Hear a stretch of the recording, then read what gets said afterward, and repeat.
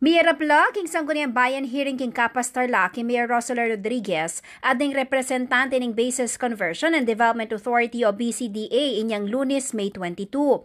Pepayaos siyang hearing ng SP ng Kapas, at timong pakibat king kayaduanan ng alkalde ng Balen na i-extending operasyon ng Kalangitan Sanitary Landfill king BCDA, Clark Development Corporation at DENR. Agpangking alkalde, maraguling problemang karelang arapan, oras sa manyara na yung landfill.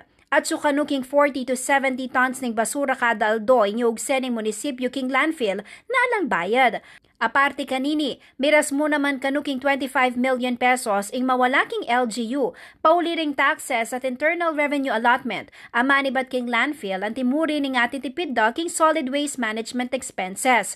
King hearing klinaro ng Rodriguez king BCDA, nung opisyal yapining pepasyaga statement na manyaraneng may sabing landfill king daratang Oktubre ning kasalungsungang banwa. Gusto ko lang kung malaman kung kayo po ay naglabas ng statement tungkol sa sanitary landfill sa Kalangitan, which in part I will read.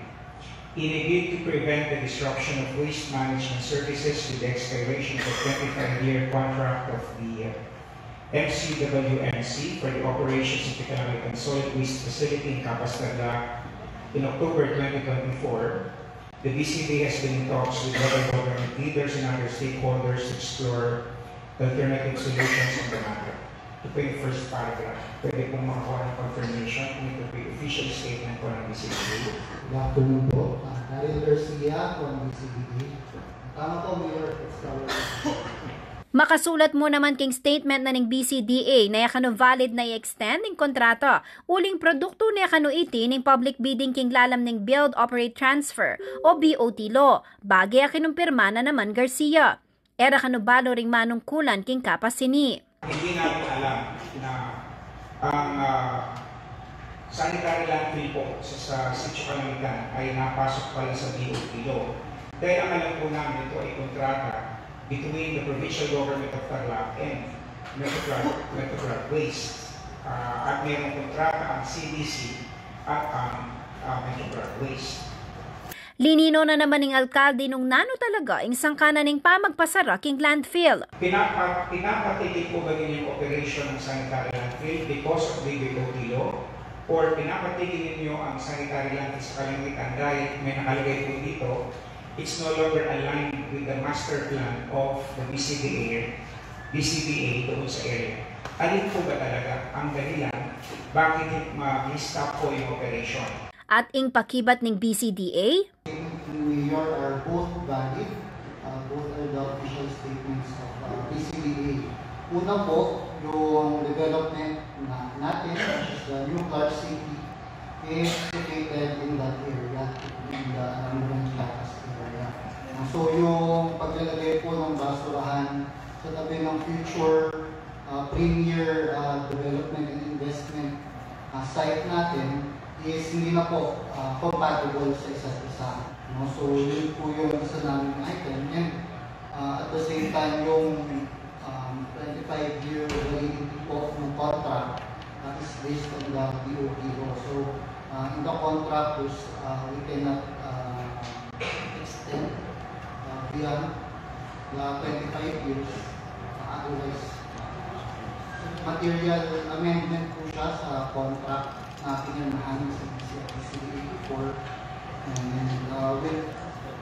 we are not allowed. Tinamak na pa ng alkalde na lang katutuan ng sasabihan ng BCDA king karelang official statement na mikipami sabi na dikil king issue ng may sabing sanitary landfill. Nakalagay sa statement po that the BCDA is in talks with the local leaders in Tarlac regarding the cessation of operation ng sanitary landfill. Eh hanggang ngayon po, wala pong pumunta sa akin, either from the provincial government or the BCDA. Kitang da naman king hearing nung nanuwaring plano rang italakad king sasarang landfill.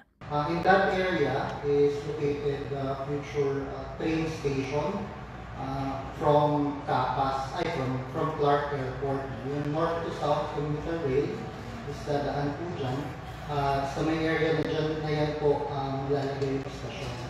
So with that, we tinatawag ko tayong transit-oriented developments na mag-benefit doon sa train station. Libutad na ring development areni, may kutang mo naman nung kayabiking kanelang plano, ing pamanintun alternatibong lugar nung nukarin malyaring manalakad landfill. Pero king Pepa siyag na ring representante ng BCDA, api sabi na kanukanita ini, pero king kasalungsungan, ala pa kanong malinaw kaugne na nini. Pauli na ning makambang waste crisis at alang maninong guidelines nung makanano solusyonan ini, may nalakaran niyang alkalde na gawang legal aksyon nung edala pakiramdaman king karelang kayawsan. Biglaan po nito, no? Kahit ilang taon po muna, at kaya nga po tumatanggap ng ibang proponents para in case talaga umabot na doon sa punto na talagang magsasala, at least po kami ay ready. Yun lang po ang kailangan. As the Municipal Mayor of Capistrano, we're making a stand. Ito po ay aking support kung sakali. Tinagon mo naman king hearing Executive Vice President ng Metro Clark Waste Management Corporation ay Victoria Gaitos. Pepa siyag damo naman ng karelang kapigaganakan king epekto ka ring at syuking may dinala na LGUs king Central at North Luzon ang karelang kliyente. King karelang landfill mo naman manog siyang basura ding mialiwang negosyo at establishmento, kalubad ring malls, ospital at industriyang mag-operate king Central Luzon. Agmangkang Gaitos, eda sa salangsangan ng development pero dapat ating malino solusyon kay ba't ning pamanyara ng Kalangitan landfill. Hindi po namin sinasabi na wag i-develop. Ang sinasabi naman po natin, maglagay ng konting panahon para lahat po ay maka-adjust. Ano po? At kung may nakikita ibang site, ang BCDA, siguro po pwede po sila pag-usap sa management. Kasi po wala po kami talagang open discussion pa hanggang ngayon. Kasi ang kontrata po namin nasa Clark, sa CDC. Wala po sa kanila. But still now, we're still hoping na they are proceeding. Hindi na po ito dahil kay Metro Clark. Ito po ay pangangailangan ng lahat. Kasi talagang importante po yung pag-handle ng basura. Dagdag na pang Gaitos at sumunaman kanuking maygit 113 pang bilyar ing milako kapanintunan oras misarayang Kalangitan sanitary landfill. At tatandana na sinalansang niya kanita yung kapas LGU king planong pamanalakad landfill king karelang lugar. Pero belaos de pamuri ning proyekto at ikit na naman ang positibong epekto niti. Inyapin makisabi la ring manungkulan kaya na ring kapitan na dinan lang sapat na panahon bang makapanintun alternatibong paralan bayo ya pasara ing landfill. Minuna nung pinirmang petisyon ding may dinala na representante ring local government unit o LGUs king Pampanga, Tarlac, Bulacan, Nueva Ecija, Zambales, Bataan, Pangasinan at Benguet. Maglaman niya ining kayawsan kang Department of Environment and Natural Resources o DNR Secretary Maria Antonio Yulo Loizaga ay postpone ang pangasaranan ng sanitary landfill ang makasadya bayo mayaring banwa. Agpangkaring LGU maragulya papiling Kalangitan sanitary landfill king pamag-manage ning basura, lakwas at mabot king 4,000 tonelada ing mikakana Kenny Aldoldo. Base pa king petisyon, inimuing magdilidiling landfill facility king rehiyon ang makataluki king standards ng Republic Act 9003 o Ecological Solid Waste Management Act. Makisan metong neman kanuing Department of Environment and Natural Resources Region 3. King kayaw sandaring LGU ag pangking tinagundang representanti. Makisabila naman na bisabyang masaleseng problema at mamyang sapat na panahon ng CDC at BCDA bang makabuong contingency plan ding miapektuan king pamanyaran ng landfill. Samantala, inimbita na naman kanuning SB ng Kapas ng CDC at provincial government ng Tarlac pero elati nagundeti. Ako'y kaya kayong talasuyo Jennifer Salenga ating pusong makabalan.